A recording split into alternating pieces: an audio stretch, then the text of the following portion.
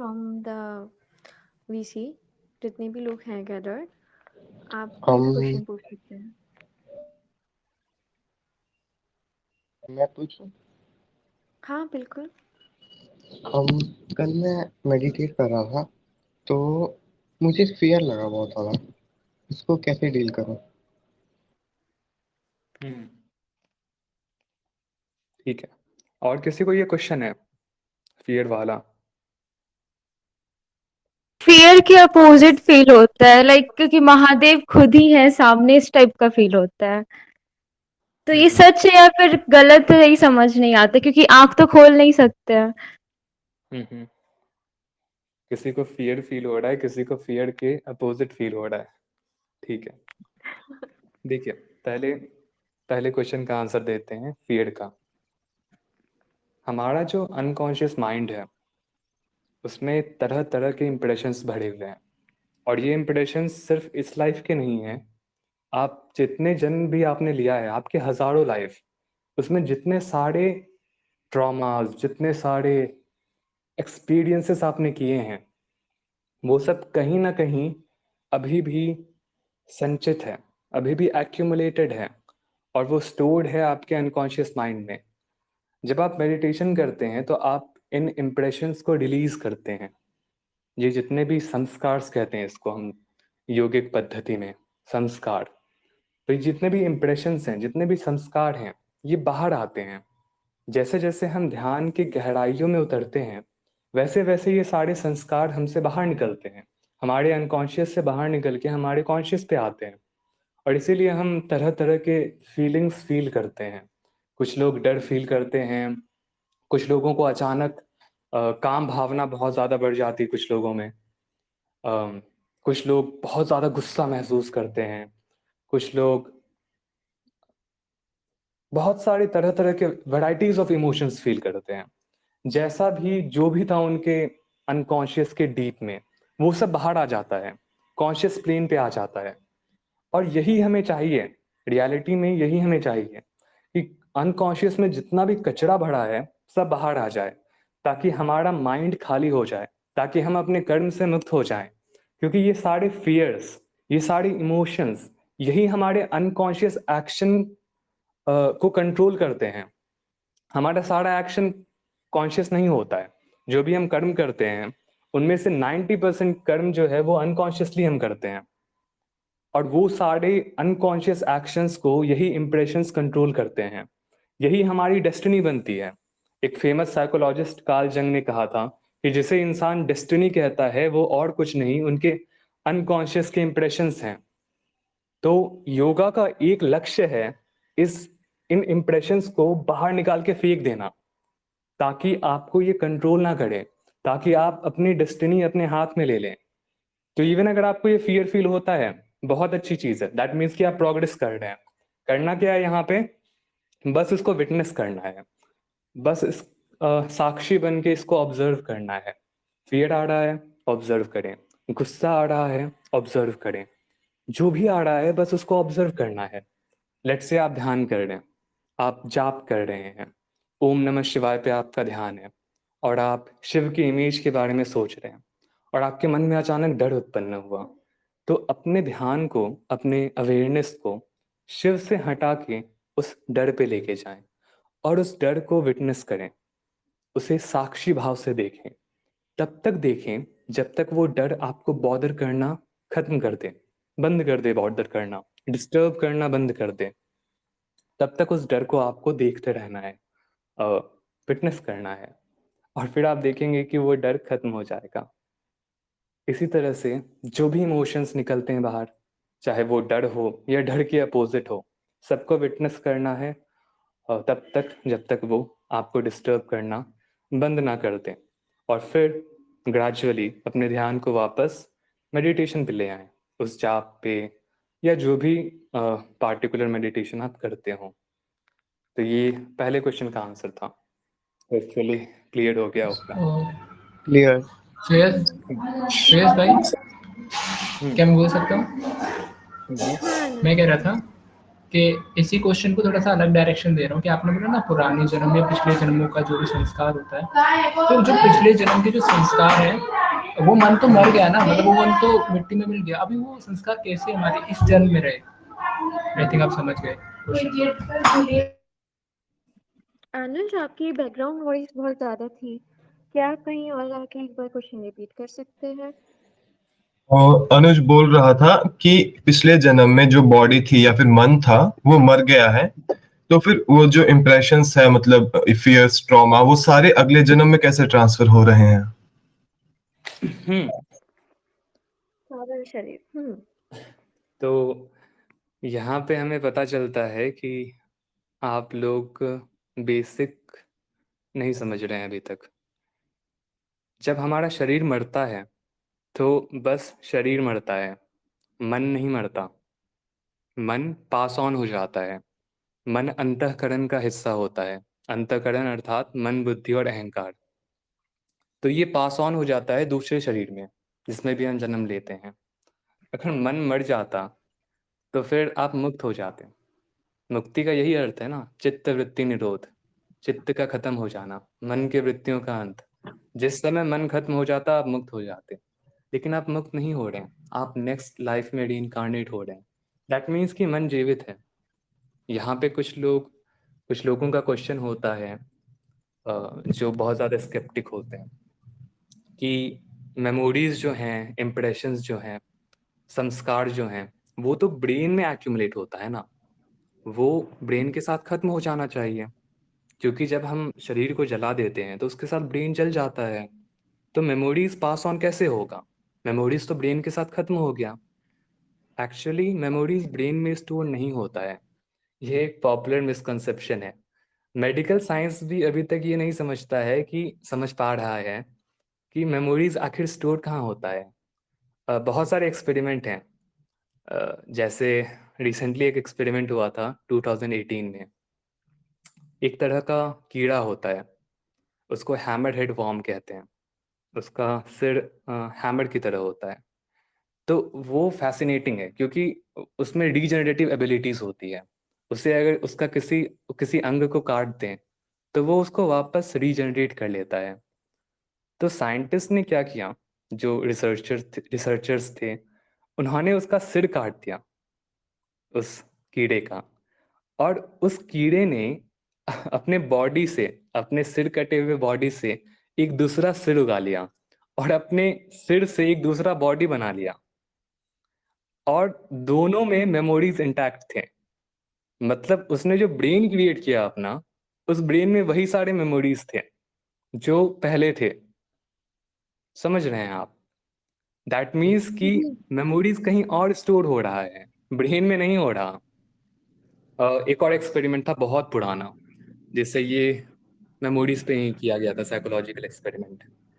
तो ये जानने के लिए कि ब्रेन के आखिर किस हिस्से में मेमोरी स्टोर होता है, साइंटिस्ट ने क्या किया, रिसर्चर्स ने, कि चूहे के अलग अलग ब्रेन पार्ट्स को डिसेबल करना शुरू किया एक एक करके। कि अगर सर्टन पार्ट में मेमोरी स्टोर होता है तो अगर हम एक एक करके सारे पार्ट को डिसेबल करेंगे तो एक समय आएगा जब चूहा अपने सारे मेमोरीज को खो देगा। तो वो कौन सा पार्ट होगा जब चूहा अपने सारे मेमोरीज को खो देगा? तो हम कंक्लूजन पे पहुंचेंगे कि इसी पार्ट में मेमोरी स्टोर होती है। बट वो एक एक करके सारे पार्ट को डिसेबल करते रहे, बट चूहे ने अपनी मेमोरी नहीं खोई। तो वो लोग इस कंक्लूजन पे पहुंच गए, जो कि गलत कंक्लूजन था, कि मेमोरी ओवरऑल ब्रेन के सारे हिस्से में होता है। बट ये बहुत ही ज़्यादा गलत कंक्लूजन है। रियलिटी ये है कि मेमोरी का ब्रेन से कोई ताल्लुकात नहीं है। मेमोरी एक अलग है, अलग चीज़ है। मेमोरी मन में स्टोर होता है और माइंड ब्रेन से सेपरेट है। उसकी आइडेंटिटी माइंड की, वो ब्रेन से अलग है, पृथक है। मेमोरीज को आप ब्रेन में कैद नहीं कर सकते, ब्रेन तक सीमित नहीं कर सकते, क्योंकि मेमोरीज ही तो शरीर बनाती है। आपको नहीं पता, बट माइंड और बॉडी एक्चुअली एक ही है। साइकोलॉजी में इसको साइकोसोमैटिक कहते हैं, psychosoma. That means unity of mind and body. और मेमोरीज ही शरीर भी बनाती है। आपका शरीर और कुछ नहीं है, एक्यूमुलेशन ऑफ मेमोरीज है। ये मेमोरीज आपकी इवोल्यूशनरी पास्ट के हैं। इनफैक्ट आप सांस जो ले रहे हैं, सांस लेना आपने कभी सीखा नहीं। जब आप जन्म लेते हैं तभी से आप सांस लेना शुरू कर देते हैं। सांस लेने की यादें कहाँ से थी शरीर में? शरीर को सांस लेना किसने सिखाया? ये मेमोरीज थी उसकी इवोल्यूशनरी पास्ट की। बच्चे को किसने सिखाया रोना? ये मेमोरीज थी उसकी इवोल्यूशनरी पास्ट की। तो हमारा शरीर एक्चुअली और कुछ नहीं है, एक्यूमुलेशन ऑफ मेमोरीज है। और बहुत सारे तरह के मेमोरीज होते हैं, इसमें हम डीप में नहीं जाएंगे। But to answer your question, memory शरीर तक सीमित नहीं है। मेमोरी ही शरीर बनाता है। इनफैक्ट मेमोरी ही आपके कर्म को तय करता है। मेमोरी बहुत ज़्यादा कॉम्प्लिकेटेड है और इंडिपेंडेंट आइडेंटिटी है अपने आप में। सुयश, इसमें हम कारण शरीर, आप जो भी बता रहे हैं दैट इज कारण शरीर only, but in a word हम इसको कंक्लूड कर सकते हैं दैट इट इज कारण शरीर दैट गोज विद द आत्मा व्हेन इट हाँ, टेक्स बर्थ अगेन। मैं यहाँ पे कोशिश कर रहा हूँ कि संस्कृत टर्मिनोलॉजी को जितना कम यूज़ करें उतना बेटर उतना है, अच्छा ताकि है। लोग कंफ्यूज ना हो। ठीक है, तो वैसे मैं ये भी कंक्लूड कर रही हूँ कि अ, हमारे मित्रों को बेसिक्स नहीं पता, तो हमें शायद उनके ऊपर भी थोड़ा हाँ डिस्कशन करना पड़ेगा। हाँ। एक ठीक है, तो नेक्स्ट क्वेश्चन है आपका मिस्टर स्पैरो का। तो हम्म। आप वीसी पे पूछ सकते हैं mister Sparrow, you can speak if you want. Good morning Suyash ji. मेरा ये क्वेश्चन था कि आपसे मैं गुरु दीक्षा कैसे ले सकता हम्म। देखिए, दीक्षा एक बहुत बड़ी चीज़ है। दीक्षा लेना या देना ऐसे नहीं होता है जितना सिंपल आजकल के मॉडर्न गुरुज इसको बना देते हैं। मैसिव दीक्षा, ऑनलाइन दीक्षा, हजारों लोगों को एक साथ दीक्षा, वो नहीं होता है। दीक्षा बहुत ही सीक्रेट प्रोसेस है। दीक्षा हमारे तंत्र में कहा गया है, मैं किसी और संप्रदाय को उतना महत्व नहीं देता जितना मैं तंत्रों को देता हूँ। और तंत्र में ही दीक्षा बहुत ज़्यादा इंपॉर्टेंट है। तंत्र में कहा गया है कि अगर गुरु या शिष्य, अगर गुरु कॉशियस नहीं रहते हैं कि वो किसको दीक्षा दे रहे हैं, अगर गुरु हर तरह से शिष्य को नहीं परखते हैं दीक्षा देने से पहले, तो उन्हें कर्स लगता है। कर्स सिर्फ भगवान नहीं देते, जितनी पीढ़ी हैं गुरु के उनसे पहले वो सब देते हैं। इसका एक कारण है, जब हम किसी को दीक्षित करते हैं ना, तो हमारा जो ट्रेडिशन है, ये गुरु शिष्य का परंपरा, ये आदिनाथ भगवान शिव से आ रहा है। ये जितने भी गुरु थे वो अभी भी जीवित हैं सटल फॉर्म में, और वो सारे गुरु आपके अंदर चले जाते हैं। अगर मैं आपको दीक्षित करूं तो वो सारे गुरु आपके अंदर चले जाएंगे और वो आपके माध्यम से इस संसार में जिएंगे। तो सपोज करो अगर मैं उन्हें इनिशिएट कर देता हूँ जो वर्दी नहीं है, जो योग्य नहीं है, तो उन सारे गुरु का कर्ज मुझे लगेगा कि मैंने कॉशियसनेस मेंटेन नहीं की, मैं केयरफुल नहीं रहा दीक्षित करते समय।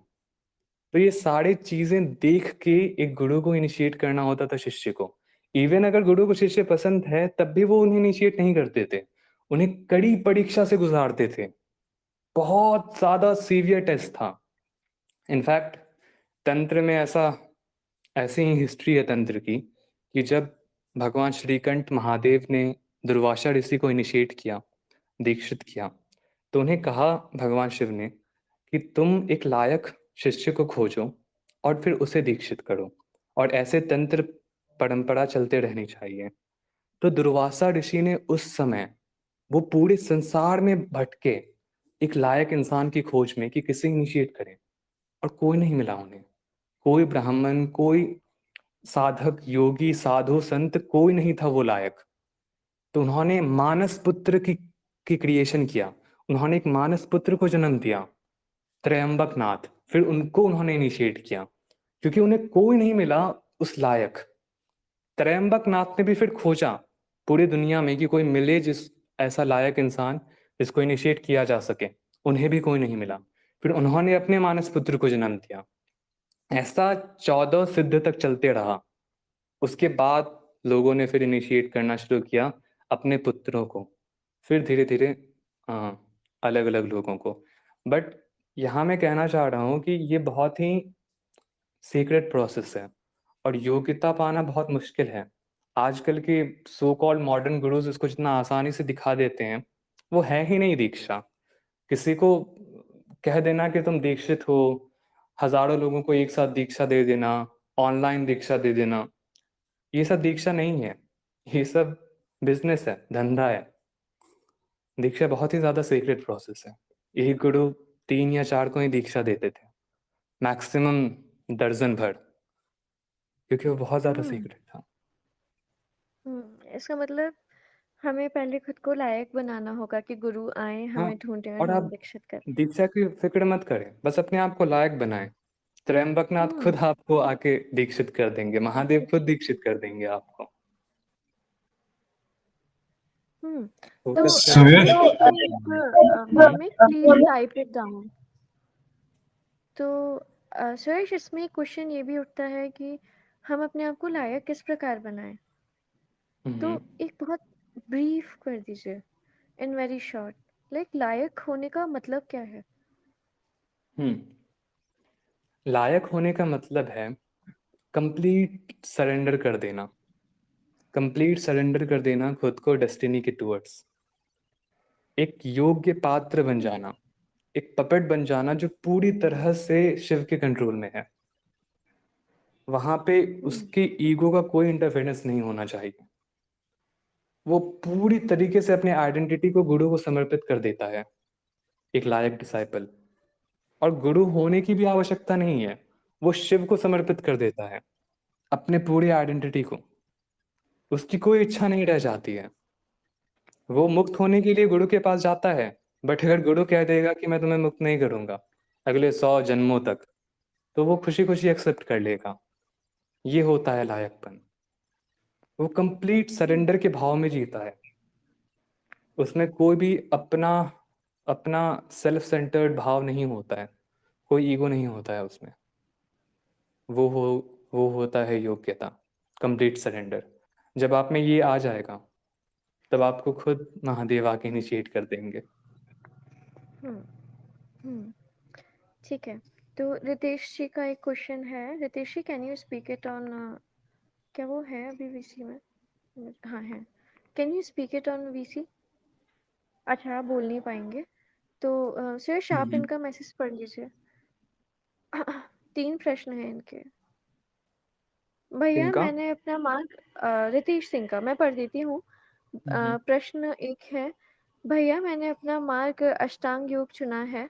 मैंने अष्टांग योग पर कई सारी कमेंट्रीज पढ़ी, पर किसी में भी वो गूढ़ अर्थ नहीं मिला जो स्वामी अड़गड़ानंद जी ने बताया है। और उनकी कमेंट्री कुछ कुछ आदि शंकराचार्य से मिलती है, जो उन्होंने अपरोक्ष अनुभूति में राजयोग के लिए बताई है। तो अब मैं क्या करूं? क्या सही है? कुछ समझ नहीं आ रहा। हम्म ये प्रश्न एक था, मैं लास्ट में इसको पिंग करा है मैंने। सेकंड हम्म प्रश्न है, समाधि क्या है?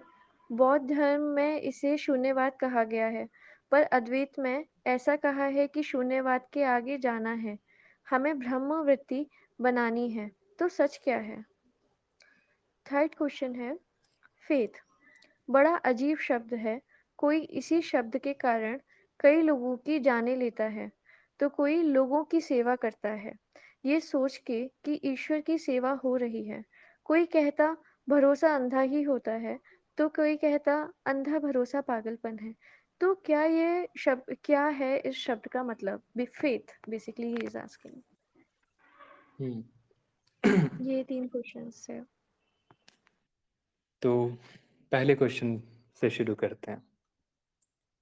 अष्टांग योग का मार्ग सबसे पहले कहा जाता है कि महर्षि पतंजलि ने दिया था, पतंजलि योगा सूत्र में। उनका जो मार्ग था वो कंप्लीटली फिजिकल था।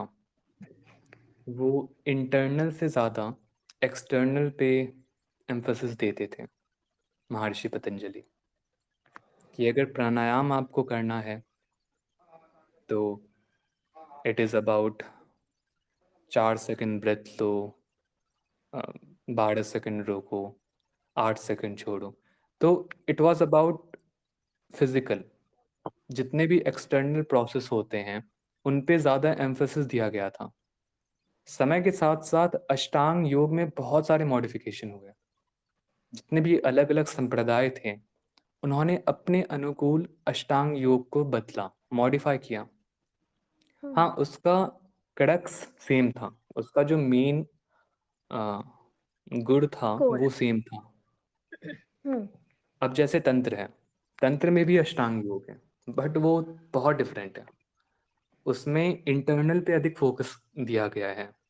तंत्र के अनुसार आसन में रहना, आसन जो थर्ड स्टेप है अष्टांग योग का, आसन में रहना मतलब अपने आप को ब्रेथ के सेंटर्स पे फिक्स कर देना।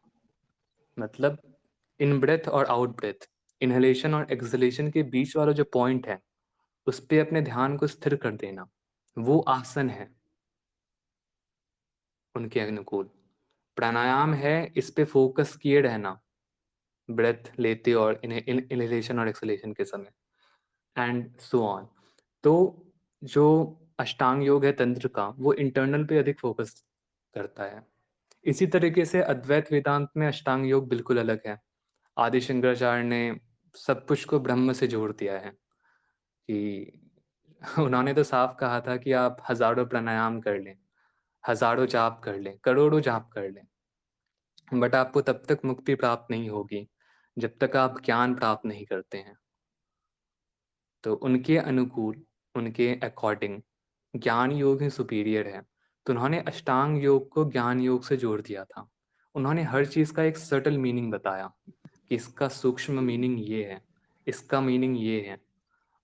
मूल बंध का मीनिंग है कि अपने आप को उस मूल से बांध लो, वो मूल है ब्रह्मा, उस ब्रह्मा से खुद को बांध लो। तो ये सारी चीज़ें आदि शंकराचार्य ने बताया था। हालांकि योग पद्धति में हम मूल बंध एक क्रिया को कहते हैं, उन्होंने कहा कि मूल बंध है मेंटली अपने आप को ब्रह्मा से बांध लेना। तो डिपेंड करता है, फिर अगेन यहाँ पे बात आ जाता है कि आप किस पाथ को फॉलो कर रहे हैं, किस संप्रदाय को आप फॉलो कर रहे हैं, आपको उसके अनुकूल चलना होगा। कुछ लोग यहाँ पे कहेंगे अगेन कि संप्रदाय से मेरा कोई रिश्ता नहीं है, मैं एक सीकर हूँ, बिलीवर नहीं हूँ। तो वो लोग घूमते रहेंगे, नाचते रहेंगे, वो कहीं नहीं पहुँचेंगे। सीकिंग से आप सिर्फ एक इंटेलेक्चुअल नॉलेज कलेक्ट करते हैं जो खत्म हो जाता है, अगले जन्म में आप भूल ही जाएंगे। हाँ, वो कहीं आपके अनकॉन्शियस में रहेगा बट आप भूल जाएंगे। अगले पिछले जन्म में आपने क्या क्या किया था आप सब भूल चुके हैं। तो इंटेलेक्चुअल नॉलेज सीख करना is a very inefficient process, बहुत इनएफिशिएंट है। इससे अच्छा एक संप्रदाय को पकड़ो, एक पाथ को पकड़ो, उसके अंत तक जाने का प्रयास करो, प्रैक्टिस करो उसको।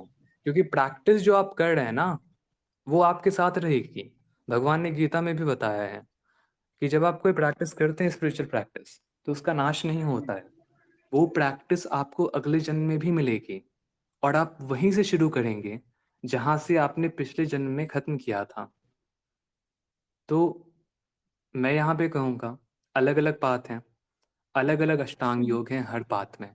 जब मैंने अष्टांग योग पे वीडियो बनाया था यूट्यूब पे, तो मुझे बहुत लोग कमेंट कर रहे थे कि तुम्हें कुछ नहीं पता अष्टांग योग के बारे में, ये नहीं होता है, ये होता है।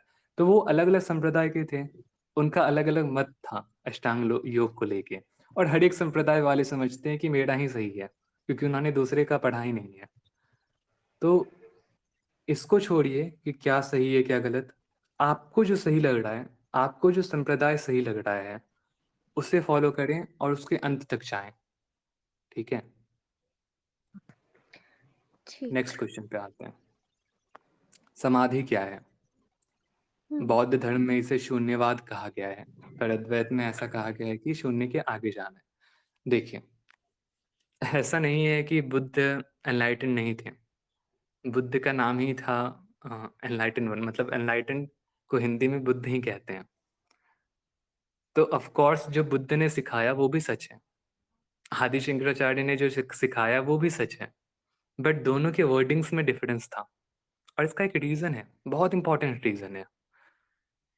उस समय हिंदू धर्म खत्म हो गया था, विनाश के कगार पे था, क्योंकि बौद्ध धर्म में लोग कन्वर्ट हो रहे थे और बौद्ध धर्म भी करप्ट हो चुका था। जो इनका शून्यवाद था वो रियलिटी से हट चुके थे बौद्ध के अनुयायी। वो उन्होंने मास्टर कर लिया था आसन में बैठे बैठे डीप स्लीप में चले जाना। उन्होंने इस एबिलिटी को पा लिया था, गेन कर लिया था, और वो डीप स्लीप में चले जाते थे, सुषुप्ति में बैठे बैठे, और उन्हें लगता था कि वो परम तत्व को पा चुके हैं, अनात्मा को पा चुके हैं।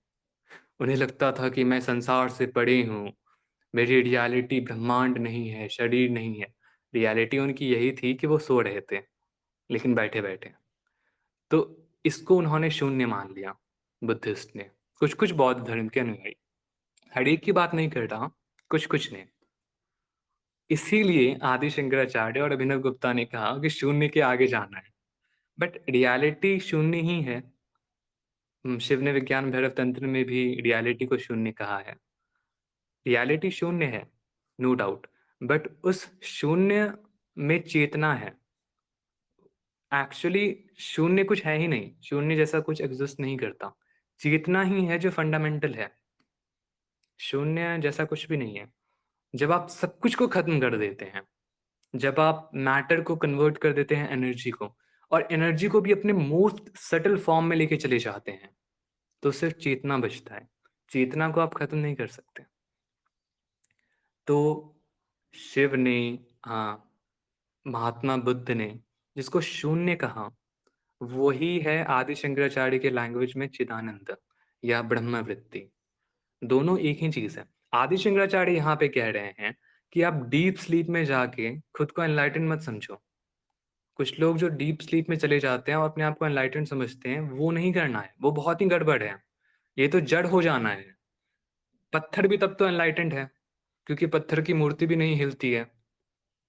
अगर सिर्फ बैठे रहना 5-6 घंटा आसन में बिना हिले, अगर वही एनलाइटनमेंट है, तो इसका मतलब पेड़ पौधे भी एनलाइटेंड है।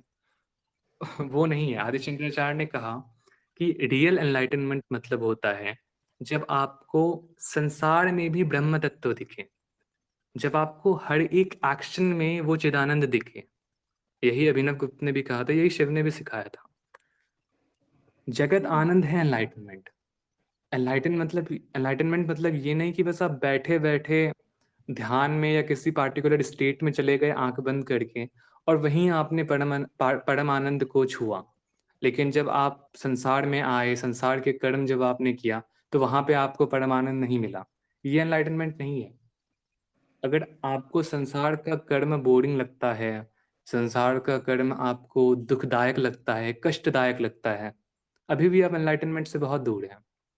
यही आदि शंकराचार्य सिखा रहे हैं कि शून्य में जाके, ध्यान में बैठे बैठे डीप स्लीप में जाके सेटिस्फाई मत हो जाओ, ब्रह्म वृत्ति में रहो। ब्रह्म वृत्ति मतलब सर्वम खालविदम ब्रह्मा। इस संसार के हर एक्शन में ब्रह्म को देखो, हर चीज में ब्रह्म को देखो, जीते जी ब्रह्म में विलीन रहो, सब कर्म करते हुए ब्रह्म में विलीन रहो। वो रियलिटी है, वो एनलाइटनमेंट है, और वो तुम्हारा लक्ष्य है। आई थिंक ये भी क्लियर हो गया होगा। बिल्कुल सर। अ, बहुत अच्छी लास्ट क्वेश्चन। एक्सप्लेनेशन थी। लास्ट क्वेश्चन, ठीक है। तो ये लास्ट क्वेश्चन क्वेश्चन है हम भौमिक को ले लेते हैं। अच्छा, अभी लास्ट क्वेश्चन, एक और क्वेश्चन बचा है क्या? जी, फेथ फेथ। का, आई गेस। हम्म सर ठीक है, फिर हम्म। इसे कंटिन्यू कर लीजिए, क्योंकि ऑलरेडी हाफ आवर हो गया है हमको करते अच्छा करते। ठीक है, मैं तो शॉर्ट ये, में समझाता हूँ फेथ को। जी देखिए, श्योर। आपने कहा कि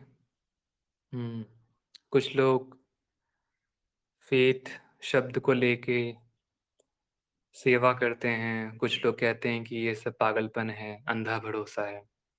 तो रियलिटी क्या है? रियलिटी है कि आप फेथ को जैसे यूज करें, वो वैसे आपके काम आएगा। और फेथ बहुत इंपॉर्टेंट है।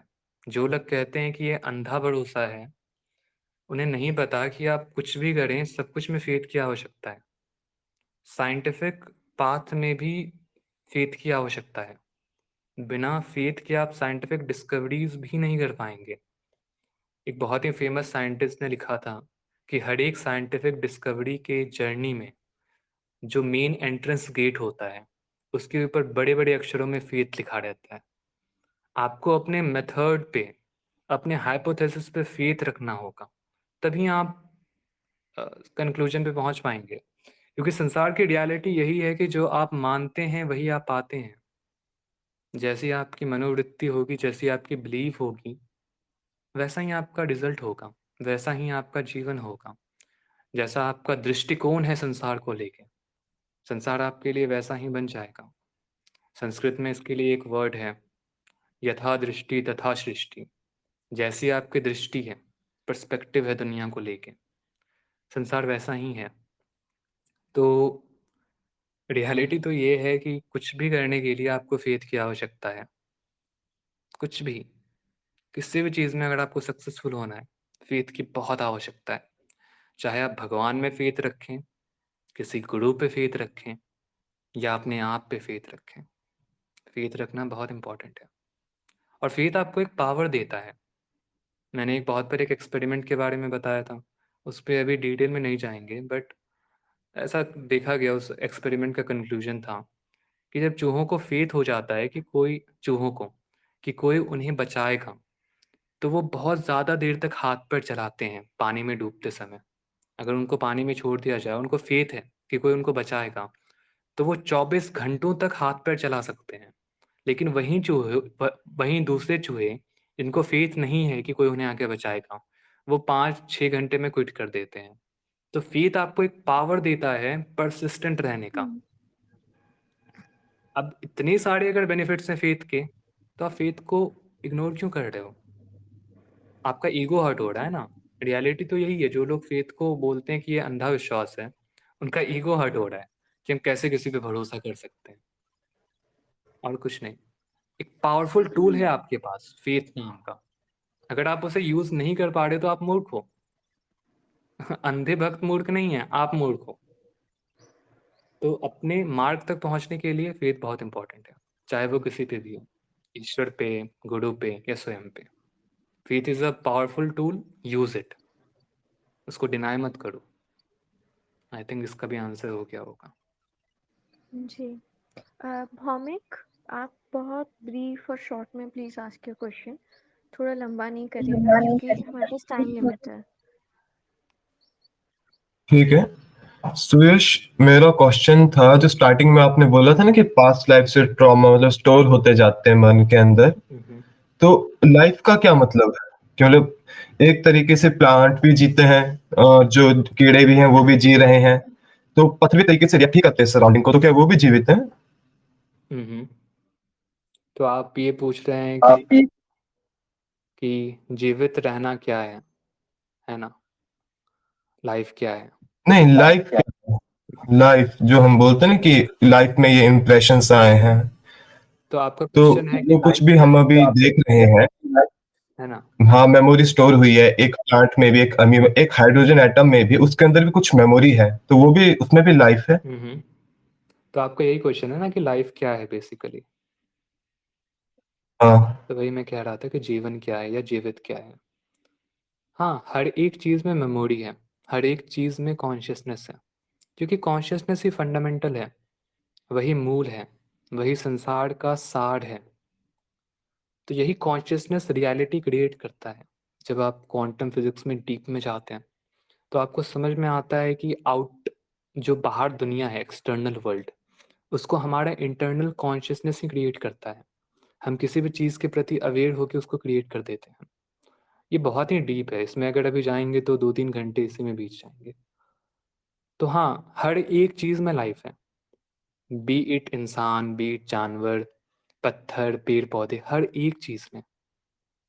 इसीलिए ईश्वर को सर्वकृति कहा गया है। हर एक फॉर्मेशन, जो भी चीज़ें हैं, सब भगवान है। कहते हैं कंकर कंकर में शंकर है। हर एक कंकर, कंकर को ही ना हम सबसे जड़ कहते हैं, पत्थर को ही हम सबसे ज़्यादा जड़ कहते हैं। सबसे अधिक अनकॉन्शियस क्या है? पत्थर, उसमें भी शंकर है। तो हर एक चीज़ में वो कॉन्शियसनेस है। हाँ, कॉन्शियसनेस अपने आप को सबसे अच्छे से एक्सप्रेस कर पा रहा है इंसान के शरीर में, लेकिन दैट डजंट मीन कि उसके अंदर कॉन्शियसनेस नहीं है। वो पत्थर भी जानता है कि उसको कैसे रिएक्ट करना है। और वो हमेशा से ऐसे ही करते आ रहा है, चाहे वो आज हो या 1 करोड़ साल पहले हो। तो आई थिंक ये भी क्लियर हो गया। तो अगर कॉन्शियसनेस लाइफ है तो प्राण क्या हुआ? एक प्राण ऊर्जा भी होती है ना? हाँ, प्राण हो गया वाइटल फोर्स जो लिविंग बीइंग्स को मूव करने में, एक्सप्रेस करने में सहायता करता है। प्राण अब लिविंग बीइंग्स हाँ, में मतलब सिर्फ ह्यूमंस आएंगे जो अपने आप को एक्सप्रेस कर पाते हैं, कि बाकी भी आएंगे? लिविंग बीइंग्स में आएंगे जो ट्रेडिशनली साइंस जिसको लिविंग बीइंग्स कहता है। प्लांट हो गए, एनिमल्स हो गए, माइक्रो ऑर्गेनिज्म हो गए, इंसेक्ट, बर्ड्स, इंसान, यही सब। पत्थर में फिर भी प्राण अगर होता है, नो डाउट, बट पत्थर में प्राण उस इंटेंसिटी से नहीं करता जिससे वो इंसान में करता है। जो जीवन है वो अपने आप को सबसे अच्छे से इंसान के शरीर में ही एक्सप्रेस कर पाता है, पत्थर में नहीं कर पाता है। अगर वो पत्थर में कर पाता तो इंसान का शरीर इवॉल्व होता ही नहीं, हम लोग पत्थर ही रहते अभी तक। समझ में आया? आई थिंक नेक्स्ट क्वेश्चन ले लेते हैं। मेरी आवाज़ आ रही है अच्छे से? जी।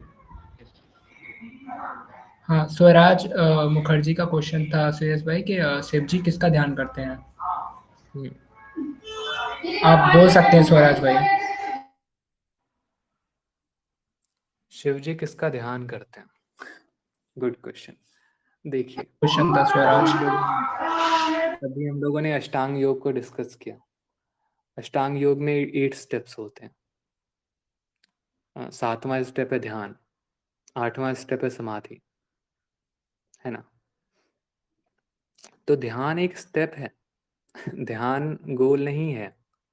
आप और हम ध्यान करते हैं समाधि को प्राप्त करने के लिए। शिव ध्यान नहीं करते, शिव समाधि में लीन रहते हैं। अब आप पूछ रहे हैं कि शिव किस चीज की प्रैक्टिस कर रहे हैं? वो मास्टर हैं, वो प्रैक्टिस नहीं करते, ठीक है? He is a master. वो हम लोग प्रैक्टिस कर रहे हैं उन तक पहुंचने के लिए, वो समाधि में ही रहते हैं। तो हम ले रहे हैं मतलब जितना मैंने आपके क्वेश्चन को समझा, आप महादेव के बारे में बात कर रहे हैं जो उनके साकार रूप हैं, जिनको हम कहते हैं फर्स्ट योगी, जिनको हम कहते हैं श्रीकंठनाथ।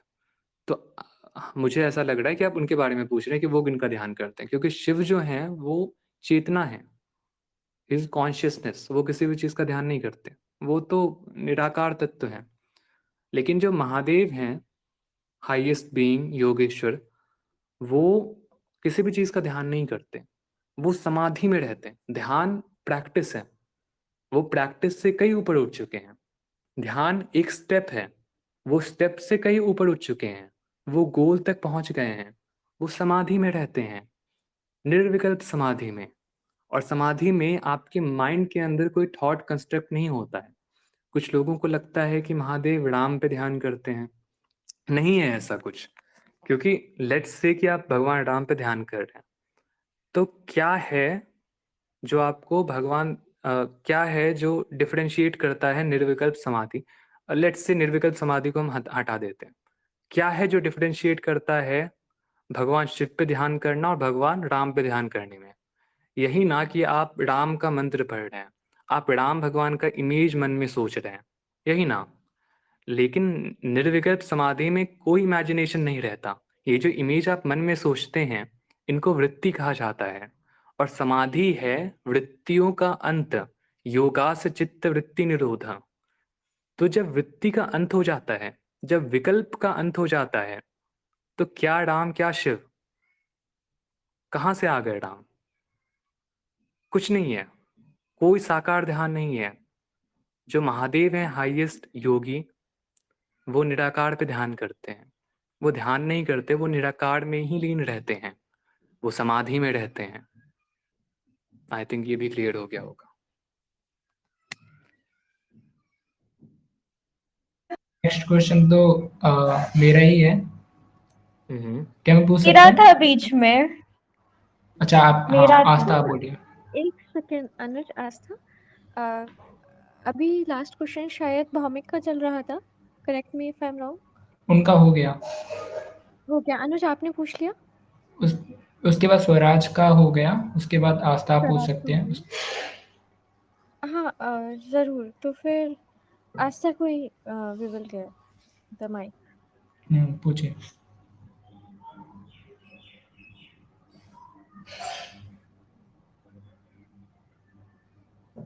पूछिए।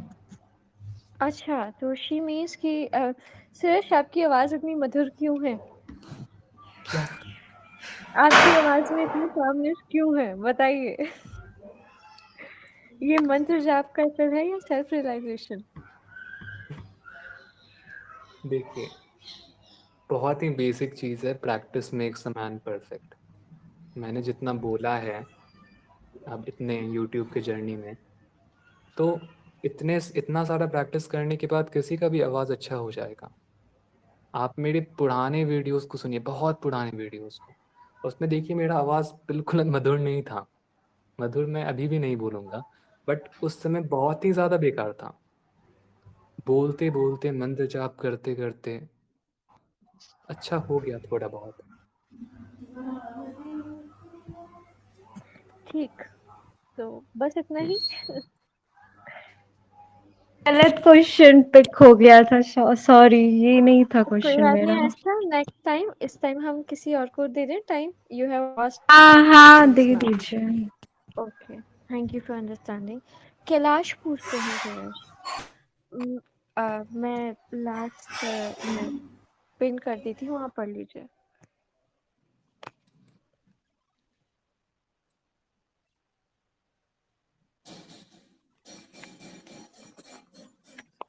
मैं 2 मिनट में ज्वाइन करता हूँ। या श्योर, नो वरीज।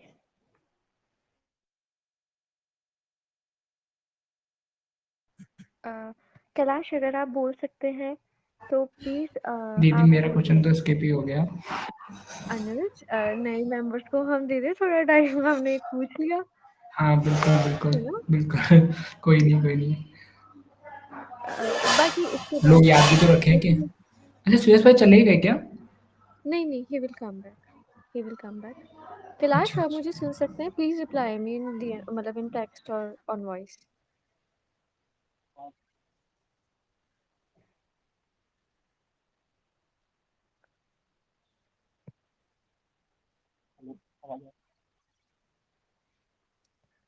वॉइस नहीं आ रही है,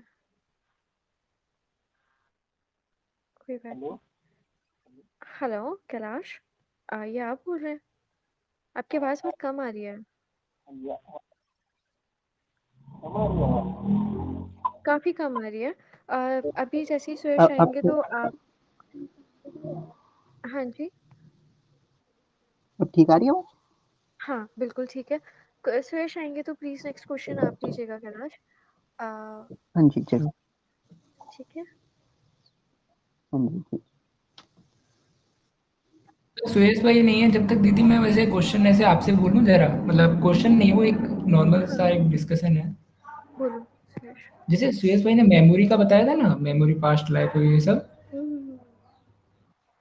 तो जिन लोगों को अल्जाइमर होता है या फिर ऐसी बीमारियाँ होती हैं जो लॉस्ट मेमोरी हेलो। वाले, जैसे और भी हैं 2-3 नाम मुझे याद नहीं, हुँ, हुँ। आगे सुरेश भाई आ गए।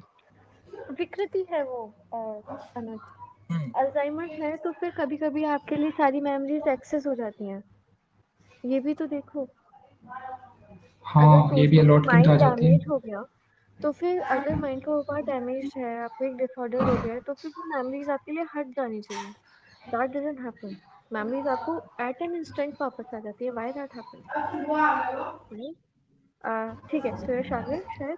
कंटिन्यू करते हैं। ओके, तो कैलाश अब आप पूछ लीजिए, सुरेश इज़ देयर। हाँ, तो मैं कुलरनामा तंत्र पढ़ रहा था और उसमें लिखा था कि किसी गुरु को अपने किसी योग्य शिष्य को ये तंत्र पढ़ाना चाहिए। तो मतलब मैं उसे आगे पढ़ना कंटिन्यू करूँ या छोड़ दूँ बीच में? हुँ, हुँ। देखिए, कुलार्णव तंत्र बिल्कुल पढ़ना चाहिए आपको, क्योंकि भागवत गीता के भी एंड में यही लिखा है कि ये नॉलेज तुम उन्हीं को दो जो मेरे डिवोटी हैं और जो वर्दी हैं। भगवान कृष्ण ने अर्जुन से कहा कि जो भी मैंने तुम्हें बताया ये सिर्फ तुम उन्हीं को बताओ जो इनके लायक है, जो इसके लायक है, जो मेरा भक्त है और जो जो जिस जिसे जिसे मेरे पे अटूट श्रद्धा है। सिर्फ उसी को तुम ये नॉलेज बताओ। दैट डजंट मीन कि हम इसे नहीं पढ़ते हैं। भगवान कह रहे हैं कि सिर्फ वही इसे समझ सकता है, वही इससे ट्रांसफॉर्मेशन पा सकता है जो लायक है। जो लायक नहीं है वो उसे कितनी बार भी पढ़ ले, वो नहीं पा पाएगा, कुछ इसका यूज नहीं कर पाएगा। वो सिर्फ उसे अपने इंटेलेक्ट में रख सकता है, उससे ज्यादा कुछ नहीं कर पाएगा वो। तो हमें पढ़ना चाहिए कुलर्णव तंत्र, बिल्कुल पढ़ना चाहिए, बट साथ ही साथ लायक बनने की कोशिश करनी चाहिए। क्योंकि जितने भी तंत्र हैं वो बहुत ही सिंबॉलिक वे में लिखे गए हैं। अगर आप बिना किसी गुरु के पढ़ते हैं उसको, तो आप उससे बिल्कुल मिस इंटरप्रेट करेंगे। भागवत गीता कुछ भी नहीं है। तंत्र इतना ज्यादा कॉम्प्लेक्स है, इतना ज्यादा घुमा फिरा के लिखा गया है, भगवान शिव ने इतना ज्यादा घुमा फिरा के बोला है कि एक नॉर्मल इंसान अगर उसे पढ़ेगा तो वो मिसअंडरस्टैंड ही उसको करेगा। तो इसीलिए एक गुरु के अंडर उसे पढ़ा जाता है। दैट डजंट मीन कि आप उसे पढ़े नहीं, बिल्कुल पढ़ें।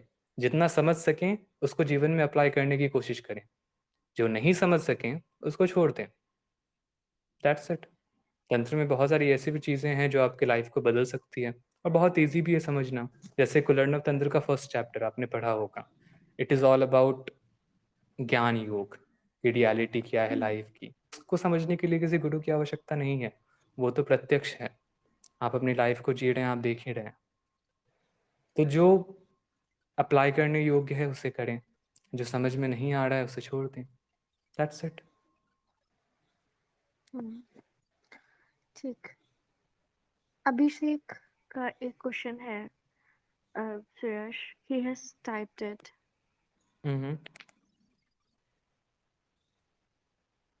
महाभीत महामुद्रा त्रिबंध के टाइम ध्यान किस चीज का करें? क्या सिर्फ जो लोग अलग अलग चक्र चारका आई डोंट नो है उनके बीच मंत्र करें, चक्रास है उनके बीच मंत्र करें, या मूल बंध या सहस्त्रार्थ का ध्यान करें, फिर वापस सहस्त्रार्थ से मूल बंध या सांस पर ध्यान करें? अब आपने अवेयरनेस ऑफ कुंडलिनी वाली वीडियो में ऐसे के बारे में डिटेल्स में नहीं बताए थे, इसके बारे में डिटेल्स में नहीं बताए थे। मैं फैब से इसकी प्रैक्टिस कर रहा हूँ, तो क्या आप कुछ बताने की कृपा करेंगे? मैंने महाभेद, महाबंध और महामुद्रा के बारे में नहीं बताया था, तो मैंने कुछ सोच के नहीं बताया था। मेरा इंटेंशन था कि आप एक वैलिड सोर्स के पास जाएं और वहाँ से इस नॉलेज को प्राप्त करें, और तब आप उनके ट्यूटलेज में प्रैक्टिस करें, उनके गाइडेंस में प्रैक्टिस करें। ये तीनों क्रियाएं बिना किसी गाइड के प्रैक्टिस करने की नहीं है। अगर आप फिजिकल बॉडी से छेड़छाड़ करते हैं इस तरह की क्रियाओं को करके, बाय चांस अगर आपने गलत कर दिया, बहुत लोगों ने गलत किया है, बाय चांस का परसेंटेज बहुत ज़्यादा है, तो बहुत प्रॉब्लम हो जाएगा, बहुत ज़्यादा प्रॉब्लम, न्यूरोलॉजिकल प्रॉब्लम्स भी हो जाते हैं। इसीलिए मैंने विलिंगली जानबूझ के नहीं बताया था। जो भी मैंने बताया, जितना मैंने डिटेल में समझाया, बस अभी उसका प्रैक्टिस करें। मैंने समझाया था कि जाप कैसे किया जाता है शांभवी मुद्रा में ध्यान करके। मैंने समझाया था कि प्राणायाम कैसे किया जाता है, किस रेशियो में उसको किया जाए, वो करें प्रैक्टिस। जो मैंने नहीं समझाया उसे छोड़ दें, किसी गुरु के पास जाएं या तो उसे छोड़ दें। जो मैंने समझाया उसे प्रैक्टिस करिए। ठीक है, लास्ट क्वेश्चन ले लेते हैं आज, सुरेश आज का। आस्था पूछती हैं कुछ। आस्था प्लीज स्पीक। अपनी आवाज में बोल दीजिए ना। नहीं, आप बोल दीजिए। ठीक है, मैं बोल देती हूँ। तंत्र को रियल लाइफ में कैसे अप्लाई करें? तंत्र को अपने काम से कैसे रिलेटेड करें? तंत्र को अपने फैमिली के साथ कैसे रिलेटेड करें? मुझे तंत्र का मतलब ही नहीं पता, तो आप इस पे कुछ डिस्कस करिए ना। तंत्र पे हम लोग डिस्कस करेंगे नेक्स्ट वीक से, क्योंकि अभी बिल्कुल। तंत्र पे कोई बेसिक नॉलेज भी नहीं है यहाँ पे 90% लोगों को। तो ये बताना कि कैसे उसको लाइफ में अप्लाई करें डायरेक्टली, तो उसका कोई सेंस नहीं बनता है अभी एट प्रेजेंट। तो पहले जानेंगे हम लोग तंत्र क्या है, उसकी फिलॉसफी बेसिक। क्या है, उसकी हिस्ट्री क्या है, उसके प्रैक्टिकल एस्पेक्ट्स क्या हैं, तब हम जानेंगे कि उसको रियल लाइफ में कैसे अप्लाई करें। तब ज़्यादा इजी भी होगा जानना। अभी अगर मैंने बता दिया कि ये करो, तो आपको ये नहीं समझ में आएगा कि इसके पीछे का तर्क क्या है, कि ये हम क्यों कर रहे हैं और उसका डीपर सिग्निफिकेंस क्या है। तो बेसिक से शुरू करेंगे, फिर हम लोग इस पे आएंगे। बिल्कुल। सर आज के लिए काफ़ी है। तो आज हम एंड करते हैं वीसी। वैसे भी हमने शायद 1 आवर करी है आज। Thank you so much, Suresh, and thank you everyone for being here and asking your questions and discussing so beautiful things. Thank you so much.